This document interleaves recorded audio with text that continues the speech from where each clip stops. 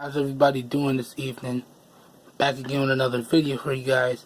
And tonight we're going to be doing my full review of the iPhone 6. Now, real quick before I get started, I want to take some time to talk about the case that I purchased alongside it. Now, y'all already know, I've heard tons of horror stories and I've seen tons of damage done to iPhones. But I was not going to let that potentially happen to my first legitimate iPhone purchase. So I went ahead and picked up the unicorn beetle case from a company called Cases. Now, this is one of my go-to cases because whenever I decide that I'm picking up a device, a smartphone, something along those lines, and I want it to last for a long period of time, I usually go for something that's got a hard shell TPU and a built-in screen protector of sorts. And Cases actually manufactures some of the best TPU screen protector cases, and they've really become one of my go-to manufacturers for cases of this nature. I mean, I have this same unicorn beetle case for my Moto X Pure Edition, which I'm using to shoot this video, and my Moto X 2014, which I'm going to be reviewing next, and the iPhone here. So if you guys are looking for a case that gives you all-around protection and is really durable, because let's face it, my smartphones take a beating. And if you guys are anything like me, I know you guys' smartphones take a beating as well. So if you're looking for a case with all-around protection and it's super durable, then this is definitely a case for you to pick up. And for the price that I picked it up, $20, this is definitely a must-get if you want to increase the lifespan of your smartphones or devices. So I'll leave the link for this case down in the video description, along with the links as to where you can pick up the iPhone 6 in this configuration here. So I just wanted to take the time to get that out the way. Now let's move on to talking about the phone itself. So the first thing I want to talk about with you guys is the overall build quality and design. Now, from a build quality standpoint, I would say the iPhone is constructed pretty good. Now, there is a little bit of rattling. I don't know if you guys could hear that. So that's why the build quality took a little hit there. Pretty sure it's the volume buttons or the power button rattling like that, or maybe it's the notification slider. Not sure. But that does take away from the build quality of the iPhone. Other than that, I would say that the build quality on this guy is pretty good. It feels really good in the hand. It's really lightweight, which means if you put it in your pocket, you're not going to notice it's there unless you put some type of case on it. So that's pretty good. The build quality on the iPhone is pretty good. Now, let's talk about the design. From a design standpoint, I must say the design of the iPhone is quite good as well. It's very sleek. It's very eye-catching, and I must say it's really good. Really good. Alright, so let's keep it moving. The next thing I want to talk about with you guys is the display. Now, up front, dead center here, you have an IPS display, and it has a pixel density of 326 pixels per inch. And I gotta tell you guys, from a display standpoint, it is pretty good. Now, I also have to point out that outdoors, however, it really is hard to see unless you max it out, kind of like I've done here, so I can show you guys the brightness. But other than that, the display is really good. And aside from having to max it out when you're outdoors, I would say it's a really good display. And I must say, I like what Apple's done here. They didn't go quad style, no quad HD display. They didn't do all that fancy stuff. They just gave you a good, solid display and I would say it's really good. It's really good. So, display wise, it's a really good display here. I'm not mad at it. Now, moving on, let's talk about the hardware and software in this guy. Hardware wise, this guy has a 1.2 megapixel camera in the front, which is capable of 720p recording and 240 frames per second slow-mo, along with 120 frames per second slow-mo. Oh, well, no, that's the rear, my bad. 720p recording on the front. It's got an 8 megapixel camera on the back, which is capable of shooting videos up to 1080p at 60 frames per second. It could also do slow-mo at 240 frames per second and 120 frames per second. And I must say the slow-mo in this guy is really good. And then you got your two-tone LED flash. You got your mic up front. You got your home button, which also has a built-in fingerprint scanner. And I must say that the fingerprint scanner on the iPhone is really, really quite good. Now, underneath the hood, you have 1 gig of RAM, and you have 128 gigs of built-in internal storage. Now, in terms of processing power, the iPhone 6 here is running the Apple A8 chip, which is a dual-core chip clocked at 1.4 gigahertz. And the GPU is the PowerVR GX 6450. So, now I know you guys may be saying, you know, that doesn't sound like much by today's standards, but I have to tell you guys, when we talk about the software, you're running Apple's latest software, which is iOS 10.1, the official build of iOS 10.1. And from a software standpoint and a hardware standpoint, Apple has really designed a really good phone. Now, there are some app reloads, but overall, I would say that the whole experience is very smooth and fast, and it just works. And there's not too many app crashes. There's not too many phone crashes. It's actually a very, very smooth experience. And that kind of took me by surprise because, you know, I was thinking with the hardware, I was thinking, man, I don't think this is going to hold up.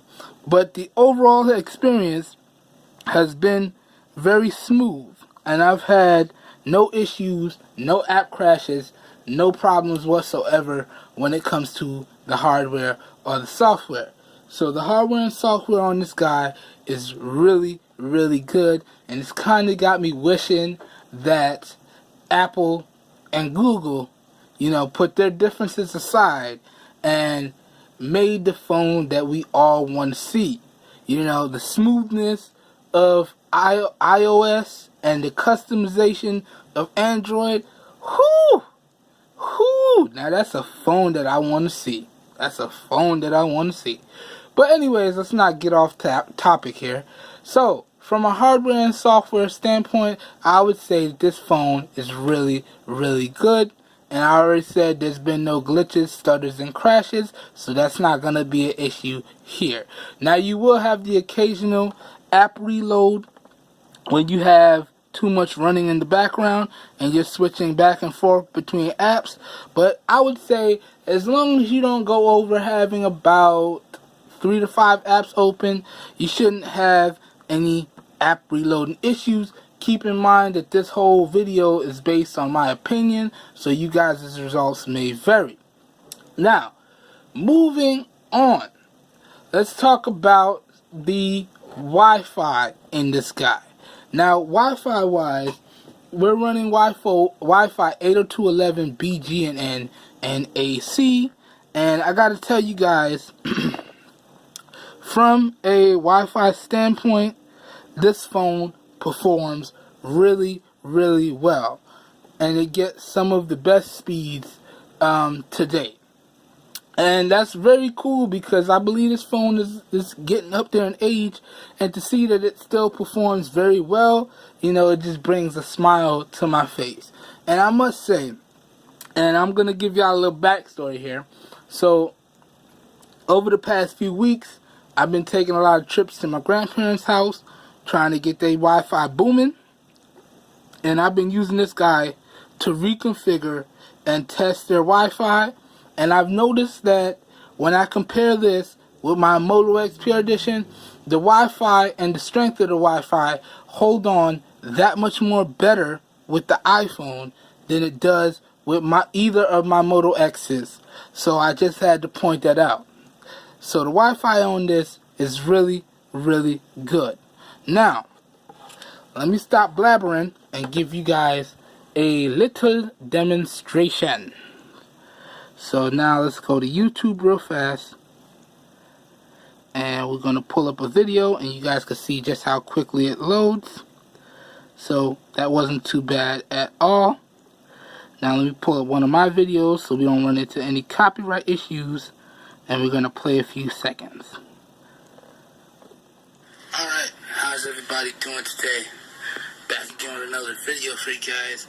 And today, I got something real special for you guys. But first, before I jump into it, I just want to again send a big thank you out there to all of my subscribers. Thank you guys for joining in. Thank you guys who've been subscribed for a long time for sticking. And let it load up. Really badly on camera, so if you can make that out, there's the stats for the wall brick. If not, I'm sorry there, but it's got a nice little JBL logo on it right there. That's pretty cool. Throw that off that way. Alright, so quick little test for you guys. Quick little test. And along with the Wi-Fi test, you get a little built-in speaker test there. So as you can see, from a Wi-Fi standpoint, you have no issues. And you can see it performed quite well. Took a little second to load up, then it played quite smoothly. And it's pretty good. The Wi-Fi is good. Now, up next, what I want to talk to you guys about is the bands available on this guy. And now, this is the AT&T model of this phone. But pretty much almost all of these iPhones come unlocked, depending on the carriers that you get it from. But my AT&T model here has the following LTE bands along with the regular GSM bands. Now to make this a little quicker, I'm just going to number off the LTE bands so you know, but it should cover the 3G and the HSPA bands as well, but I'm just going to cover the LTE bands. Now, in terms of bands, it has band 1, band 2, band 3, band 4, band 5, band 7, band 8, band 13, band 17, band 18, band 19, band 20, band 25, band 26, band 28, band 29. So those are all the bands that it supports. Now, if you get an overseas or European or Chinese model, you're going to get all of those aforementioned bands along with the following. You're going to get band 38, 39, 40, and 41. So if you get an overseas, European, or Chinese model of the phone, those are the additional bands that you're going to get. So I just had to point out those bands real quick. And again, in terms of data speeds, I must say that I've had no issues. If you pause the video on the Wi-Fi sample that I pulled up showing you my Wi-Fi results, I've actually gotten very solid data speeds. I'm using this on T-Mobile, and I've had no issues either at home or even out on the street. So the LTE and those bands are really, really good. Now, let's keep it moving. Now, the next thing I want to talk about with you guys is the Bluetooth. Now, from a Bluetooth standpoint, this guy has Bluetooth 4.0 built into it. And I must say, I've had no issues with the Bluetooth whatsoever. I've connected up speakers. I've connected up headphones. I've connected up other phones. They haven't had any issues. Well, yeah, I think I connected another phone to this. And the Bluetooth on this guy worked no problem. No problem whatsoever. So Bluetooth is not an issue. Now, up next I want to talk about with you guys is the GPS. Now, I usually pull up a benchmark when I talk about the GPS, but I couldn't really find it in the Apple Store. And y'all see, I might just skip the benchmark section because a lot of the benchmarks that I use, I couldn't really find the ones to go in depth like I usually do, so we might skip the benchmarks as well. But that being said, from a general user standpoint, I would say the GPS runs really, really good. Now, I did have an issue or two when it told me to turn on the correct street name, but it told me the wrong street name.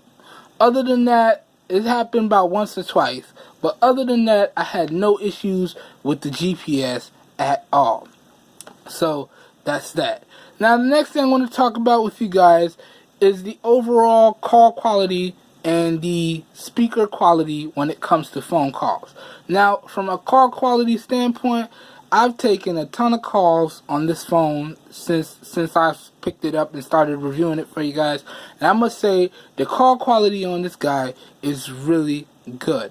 And it gets quite loud as well, and there's no distortion while on phone calls. And I can hear the person on the other end, and they can hear me pretty well. So no issues with the call quality or the speakers. The same thing goes for speakerphone. I do wish that the speakerphone got a little bit louder, but that's just me. Now, the next thing I want to talk about with you guys are the camera on this guy, and we're going to go over some of the camera interface. Now, in terms of interface, you can't get any more simple and straightforward than this. Apple gives you just what you need, no muss, no fuss. It's very straightforward, very point and click style to it, and you really should have no issues navigating this. So now, across the bottom, it comes in your regular photo mode, and you could add the grids, and then you could do square mode, which makes it a little bit more letterboxy, and then you could do panel mode, which is to take a panorama and it walks you through it. It's pretty much that straightforward. You also have HDR, and you could have a timer there, and you have your filters as well. Along with that, you can shoot straight into video from here, but let me just point this out. To change video resolutions, I did not like the fact that you had to come out of the camera app, go into the settings, go to photo and video, scroll all the way down to video, then find the resolution that you want to take the video at, then come out, go back into the camera, and then you could take the video at that resolution. I didn't like that. Come on now. If I had to do let's say I wanted to do a quick video and it wasn't at the right crispy resolution, and I had to jump out and do all that and jump back in, by the time I did all that, I'd probably forget the whole reason why I wanted to take a video in the first place. So that's a little downside to the way that Apple has set up taking videos on their phones. Other than that, you have your slow-mo mode, and you have your time lapse. And, all of this stuff is really straightforward.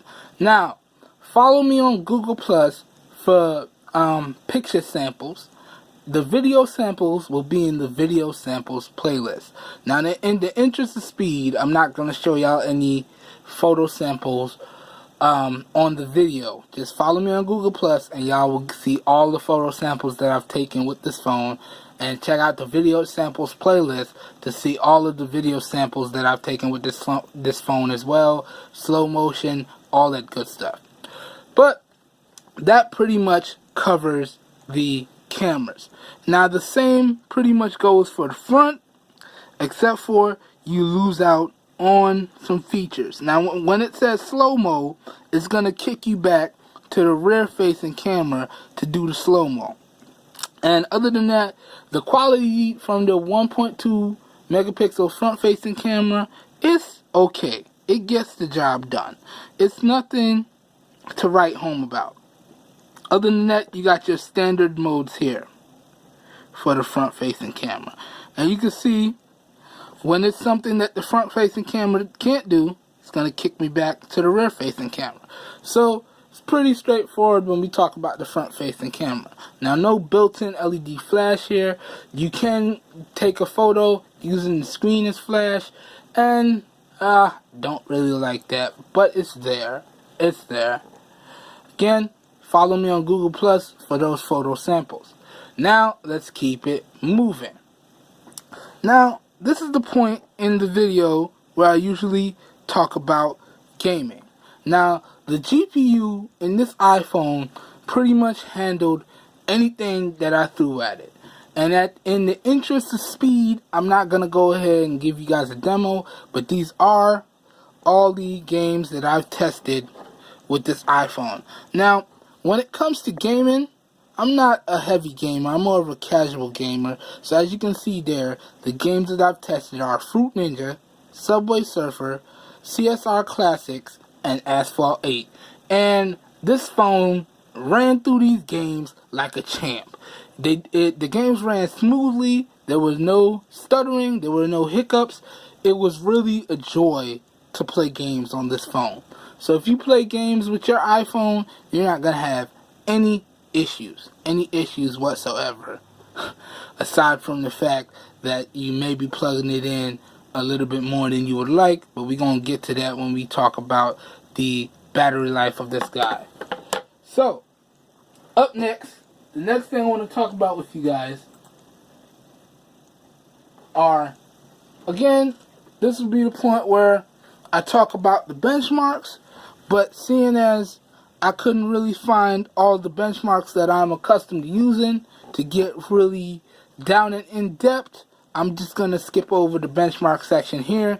If you guys would like, leave a comment and I will find some videos that really dig down deep into the benchmarks on this phone here. But I'm just going to go ahead and jump over it because I couldn't dig into it as deep as I would like. But that being said, this phone, at least in my opinion, should handle anything that you throw at it. Now, the next thing I want to talk about with you guys is the overall battery life and the charge times. Now, you guys know when it comes to battery life, I have my 3 different scenarios. I got my light use, I got my medium use, and I got my heavy use, going beast mode with it. Now, from a light use standpoint, this phone should definitely get you through the day. If you're only picking it up to make and receive phone calls, send back and forth the occasional text message, maybe browse the web and do a little bit of GPS navigations, you're going to make it through the day with battery life to spare. Alright? Now, when you bump it up to medium and heavy use, then you really start to see a hit. Now, with medium use, I would say that you're gonna, if you do it right, you'll get through the day. But you'll probably have a screen on time of about 3 to 4 hours. Now, the way that Apple lays out their usage and screen on time is a little bit different than I'm used to, because I'm used to Android phones. But they pretty much give it to you in usage, and they give you your usage stats, and then they give you your standby, which is all the time that you weren't using the phone. So just let me pull it up here so you guys can see. Now, I've actually charged twice today, so these numbers aren't going to be too accurate, but this is the type of numbers that I'm getting right now. Now, keep in mind that I was using this heavy today, and I came home around 6, and I immediately had to sprint for the charger because I came home and it was at about 10%, and I still had another whole half of my day to go.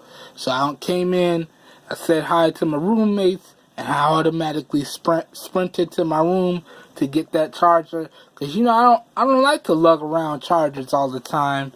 So I pretty much charged it up and hoped for the best. And I'm actually on my second charge right now, so these numbers aren't accurate. But as I've said, if you use your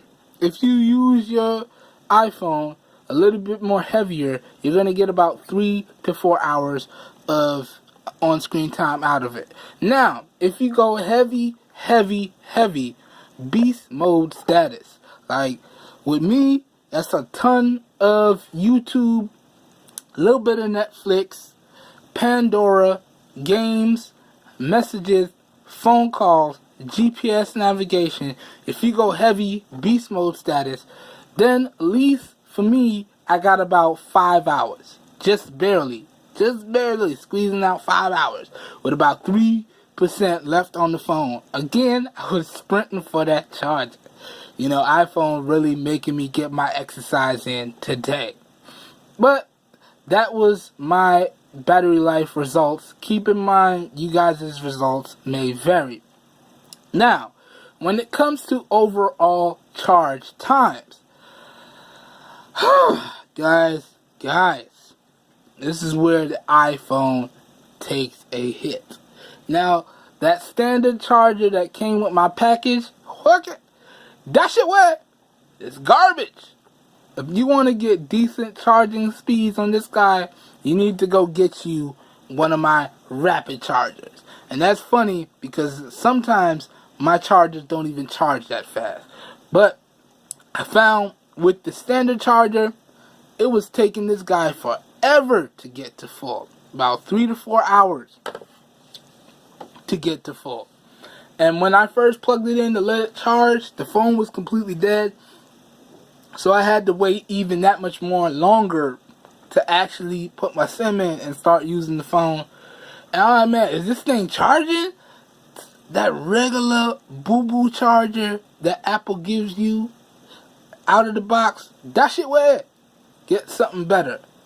But now, that being said, using my rapid charger to charge the phone, I found that it still took an agonizingly long time. You see, it's making me mess up my words. That's how long it took. It took about 2.5 to 3 hours to get a full charge. Now, there were days where I killed the phone and it took a little bit longer than 3 hours, about 3 hours to 3.5 hours to get to a full charge. And then there were days where I stopped it at my happy mediums, 10%, 15%, and 20%. And it still took a little bit over 3 hours to get to a full charge. So, if you use this guy heavy beast mode status, you will be sprinting for that charger, and you will be sitting on the charger for a long time. Sorry about that, guys. Let me throw this call away real quick. We on camera. We not gonna pause for no phone calls. That kind of rhymed. But anyways, as I was saying, if you use this guy heavy beast mode status, you will be sprinting for that charger, and you will be spending a lot of time on the charger, thus becoming what I like to call an iPhone user. A wall hugger. Someone that's always connected to the wall.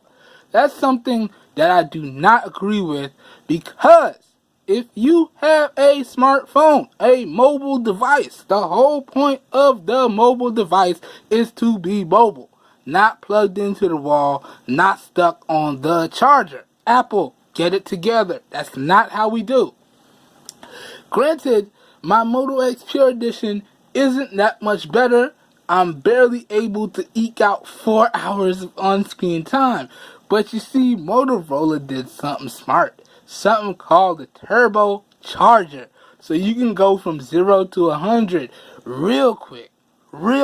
Apple, learn a lesson. Fix that charger, Apple. I'm not liking it.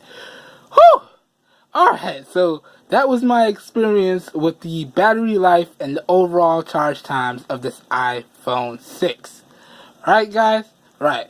Now, the next thing I want to talk about with you guys is the price and my final thoughts. And maybe you guys are thinking, do I recommend this phone? Whew, here we go. Now, from a price standpoint, I picked this up via Amazon, and I picked it up used, because trying to find it brand new is going to cost you an arm and a leg if you could find it at all. But I picked it up used, and it was unlocked, and I must say, the price that I paid for it was about $350. And if you throw in the case, that would mean the case was an additional $20. So that's $350 and $20, so that makes it $370 after tax. And for $370, that puts it well into the range of my Moto X Pure Edition right now. Right now, you can pick up my Moto X Pure Edition for about $300. Then you can go ahead and spring $50 for that micro SD card, get you 128 gigs. That also always goes on sale, so you may be able to get it for cheaper. Then you get the same Unicorn Beetle case, which puts these two phones at the same price. Now, you guys may be wondering, for $370, can I recommend that you pick up this phone? Well, I'm going to have to say yes and no. Stick with me, guys. If you're the type of person that just wants your phone to work, you want it to do what you need it to do, and you don't want to tinker or fuss around with it, yes, go ahead and pick this up. You're not going to have a bad experience. Once you learn how everything works, and granted, there is a